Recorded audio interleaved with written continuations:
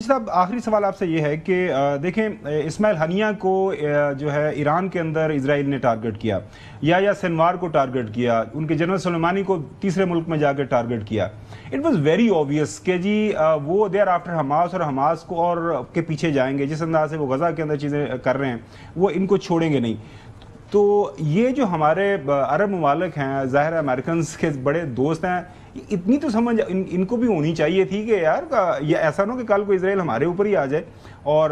مطلب کسی نہ کسی جگہ کے اوپر کوئی سیکیورٹی گارنٹی تو انہوں نے لی ہوگی۔ سر عرب کے ساتھ پاکستان کو بھی شامل کر لیں کہ ہمارے لیے بھی خطرہ ہے اسرائیل سے؟ الحمدللہ نہیں، ویسے میں ایک سوال کر رہا ہوں کہ اگر ہماری بھی تو ایک ماشاءاللہ ایک ہمیشہ ایکٹیو ایئر فورس رہتی ہے جو ہر وقت الرٹ ہے، تو ہمیں کوئی خطرہ اگر اسرائیل دیکھیں وہ جارحیت کر رہا ہے، وہ پاگل ہے، وہ کسی بھی ملک میں 2 مرتبہ نیتن یاہو نے پاکستان کا نام لیا ہے، تو مجھے تو کوئی عزائم اس کی بھی اچھے نہیں دکھائی دے رہے پاکستان سے متعلق۔ اور جو اس کا الفاظ کا لہجہ تھا نا، جو اس کا وہ پاکستان کا جب نام لے رہا تھا تو وہ دشمنی جو ہے وہ ریفلیکٹ ہو رہی تھی اس کی جو ہے وہ ان الفاظ سے۔ جی بالکل ٹھیک آبزرویشن ہے، لیکن دیکھیے 60 سال میں اور خاص طور پر پچھلے 40 سال میں جب ہم نے نیوکلیئر شروع کیا تھا پروگرام اپنا، اس وقت بھی مجھے ایز نوجوان فائٹر پائلٹ معلوم ہے، ہم نے ڈیوٹی کی ہے بڑی نیوکلیئر پلانٹ کے اوپر،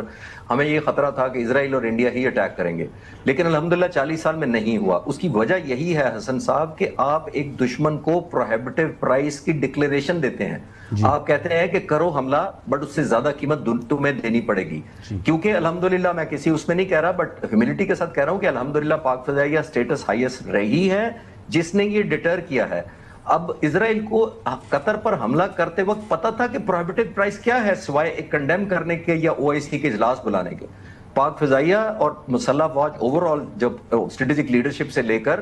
آج تک اس لیے الحمدللہ کامیاب ہوئی ہیں کہ ہمارا ریزالو بڑا امپورٹنٹ ہے۔ پچھلے 60 سالوں میں دیکھیے ہمارے پاس جہاز بھی وہی جہاز چینج ہو گئے ہیں، صرف دشمن نہیں بدلا اور ایک اور چیز نہیں بدلی، وہ ہمارا ریزالو ہے، وہ نہیں بدلا۔ اور آخری بات میں ضرور اس پہ بتاتا چلوں کہ آج کی نہیں ہے، آپ آئزر وائزمین جو اسرائیل کی ایئر فورس کے چیف تھے 60s میں اور بعد میں پریزیڈنٹ بنے اسرائیل کے، انہوں نے اپنی کتاب میں ایئر مارشل نور خان کو ٹریبیوٹ دیتے ہوئے لفظ کہے تھے، وہ بڑے خوبصورت لفظ تھے۔ انہوں نے انگریزی میں کہا تھا نور خان کے بارے میں کہ نور Khan is a formidable person and I'm glad that he is Pakistani not an Egyptian۔